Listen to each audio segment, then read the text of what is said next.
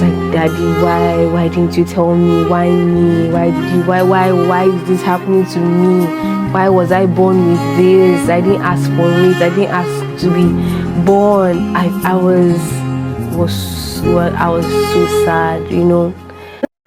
Hello, I'm Chisom and I am a tech founder, a wife, a product manager, a content creator.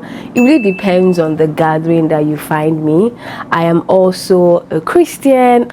So welcome to my channel, and just like you have seen on the title of this video or the thumbnail, I really got to find out about my genotype pretty much later in life at the age of 19. Now, because I know this can be quite a touchy subject for some people, because I have actually told my friends, some of my friends that I have told about when I found out about my genotype, some didn't approve. They felt it was too late, it was too risky, why was it kept away from me, and all of those good stuff. And I'm just here to tell you that do not worry, I am good. And to be honest, I wouldn't have had it any other way. I will share my reasons later on in this video. I have a very loving, supporting family. I love them so much, they mean so much to me. So please do not be angry on my behalf. I am good. So this is obviously a get ready with me chit chat, where I also get ready as I tell you this story. Get ready because I am taking my husband out on Valentine's. So Valentine was really a while ago, but I couldn't do anything because I was working, and this is weekend and it's the best time to take my husband out. So we are going to knock by Alara, and hence why I really want to look good for him, because to be honest, I rarely do my makeup. So I said that, you know what, this time around I'm going to do my makeup for my man. So a lot of my makeup stuff are very not really proud. I don't have the best makeup collection because I rarely do my makeup. In fact, you will see as we go on, I'm just going to be putting foundation, powder, eyeliner, whatever, just really basic stuff. I'm not even contouring, but I know I will definitely turn out good and my husband will like it either way. So let's go. Going in with my foundation here. Yeah. So how did I find out about my genotype? Where do I even start from? So first of all, right, I know that see, this is almost pretty much empty, guys. I told you I'm not really a makeup person. I didn't even know I was okay. I actually knew, but I've just been postponing getting more. But yeah, so how did I know, or how did I find out about my genotype? Honestly, growing up, I just knew something was different with me, because I know I was always falling sick, but my siblings were good, right? They were always like healthy, but I was always the one falling sick and things like that. Mind you, my father is he's a professional in the medical industry, right? So, and I'm a daddy's girl. I trust my daddy. My daddy says do this, I will do this. You know, at least at a very young age, I was really like everything, anything, just to, I just love my dad. I still do love him, but you know, as an adult but I still do love him, right? So I just knew I used to have all these pains in my like body. I would just be falling sick, and the worst part was this sickness, right, that I was having. My sisters didn't experience it, so I was like, what is happening? Like, why is this sickness just, you know, like, why is it only happening to me? If my siblings fell sick, it would be, you know, maybe fever, cold and catarrh, or malaria, and the malaria just really came with fever, being shiverish, tired, and all of that. But if I had malaria, mine usually came with excruciating body pains, because if I'm not looking at you, I'm using this camera here pretty much as my mirror. So it will come with really excruciating pains. I couldn't really understand it. In fact, looking back, I understand why my parents made so many decisions. For example, I wasn't allowed to go to prom. I didn't really go out. I didn't have a social life back in school. Like, I had like very little friends, to be honest. I was introverted. I still am. Obviously, I grew up to be an introvert. My parents won't allow me to go out. I was always indoors. At the time, I was just like, my parents are just being overprotective, you know. But later I got to realize why. So the other thing is, wasn't I taking drugs? I was taking drugs, right? I was taking a lot of drugs. My dad would, he's in the medical space, so drugs were never really a problem. Anyway, so I got into the uni, right, University of Lagos, and you're always required to do, I've forgotten what they call it, medicals. So medicals is where, the clinic in school, in the uni, has to have your medical details, right? So it was kind of compulsory. You couldn't do it without graduating. In fact, if you didn't do your medicals, you couldn't graduate. So I remember I would tell my dad, in year one, that I want to do my medicals and all of that, and she would just tell me things like, is there really a need to do your medicals? Just keep taking your meds, later you can do it, like it's really not that deep and everything. And of course I was like, okay, like well, Daddy said it really doesn't matter, and I can definitely always do it, so why am I in a hurry, right? So I didn't do it. But year one passed, I didn't do my medicals. Year two passed. Year three, I think it was in year three, I was like, what is this thing even self? In fact, I actually, at that point, I started to suspect that, I might have just, had sickle cell. But I didn't want to think too deeply about it, because who really wants to, be diagnosed with a disorder, right? So I just really moved on with my life. But in year three, I think it was maybe a day to my 19th birthday. So a few days to my birthday in year three, to my 19th birthday, I had gone to the clinic. I had done my tests, right? And it told me that my result was going to be ready in a few days. I said, okay, no problem. Mind you, like I said, I already suspected that I had sickle cell. To be honest, it was a question I asked myself right from secondary school all the way to university, but I just never really, bothered to really check, because I just never really, I don't know how to explain it, Anyway, I've dwelt a lot on that. I'm about to apply powder. By the way, hey Guy and Esther, I use their foundation, I use their powder as well. So a few days now came, and I went back to the clinic to get my results. I don't know what I was expecting, guys. I checked it, I opened it, and I just started crying. For somebody who had thought that there's a possibility of her having sickle cell, I really cried. I was so sad.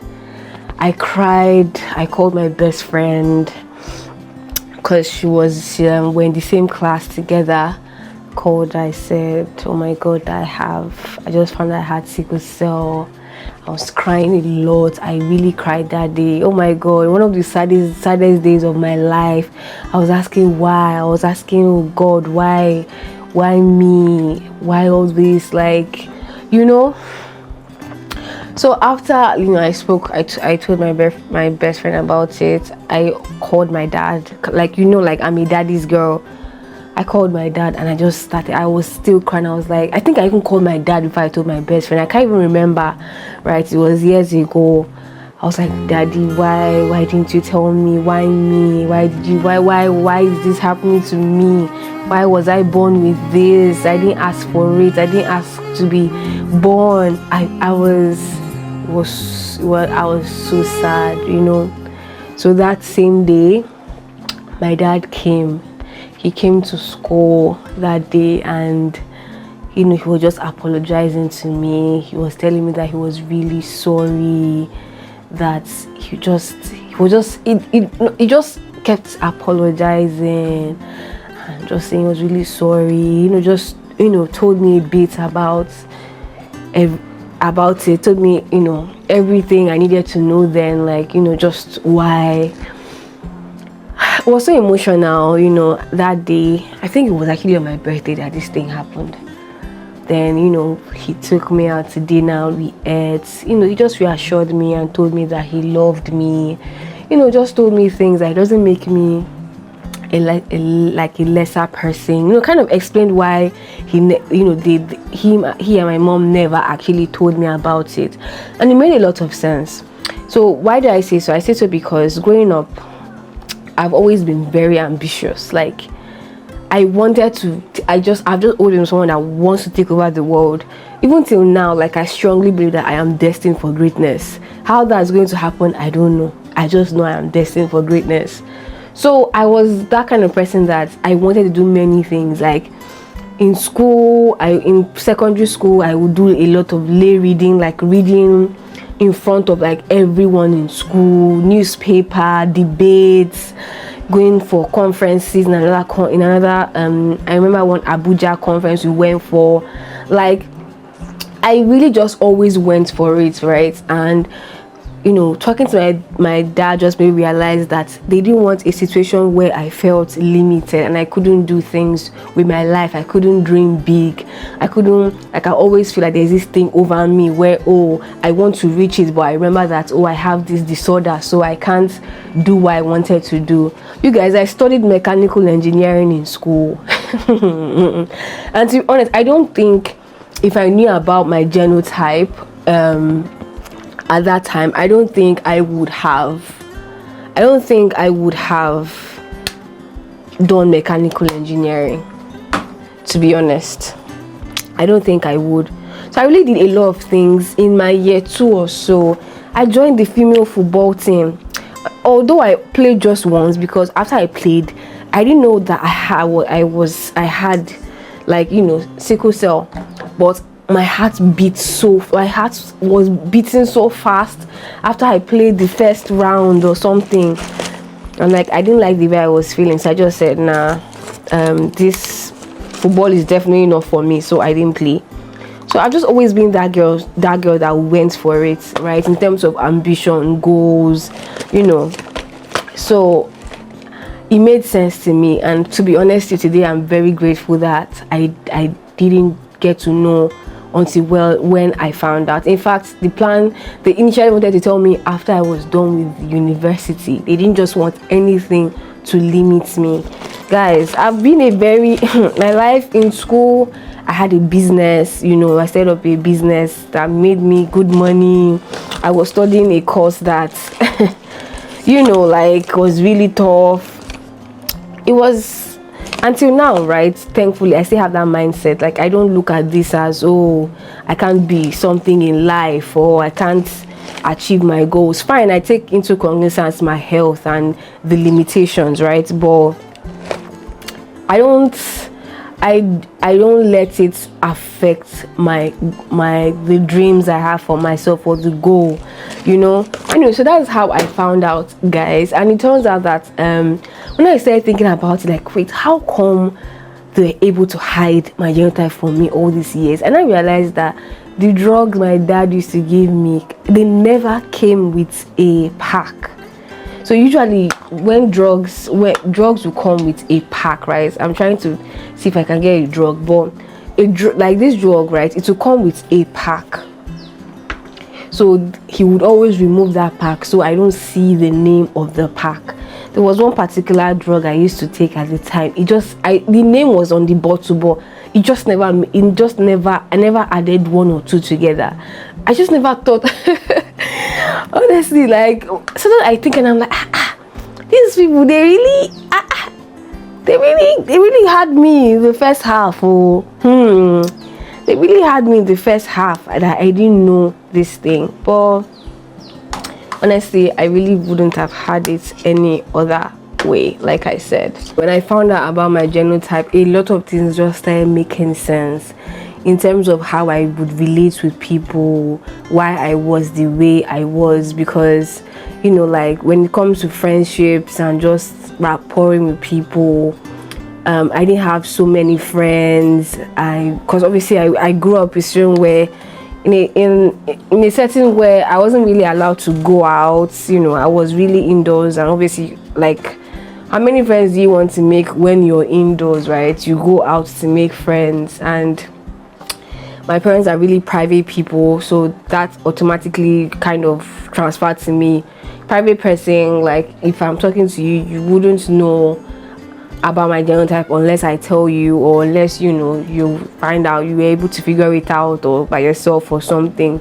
So if there's people in my life that don't even know my genotype, and if they see this video, they're actually going to come for me. It's that bad. I think I'll dedicate another video to how much, or how, you know, having sickle cell affects your life in terms of friendship, in terms of work, in terms of relationships. Oh my god, I have stories to tell. But you know, all in all, we keep pushing, and life has been good. I've been able to navigate it, you know, one way or the other. So, well, let me know if you watch this video and you want another video on just how having this genotype has really affected my life in general, in terms of relationships, in terms of work, in terms of friendships and all that. And I'm more than happy to share, really. So guys, this is pretty much the finished look. Obviously, before I go, I will take my meds as usual, painkillers. Some people know the drill, but that's pretty much it on how I got to know about my genotype at the age of 19. Let me know what you guys think or feel about knowing one's genotype that late. Are you against it? Are you for it? If you were in such situations, what would you do? Let me know in the comment section. Let's chat.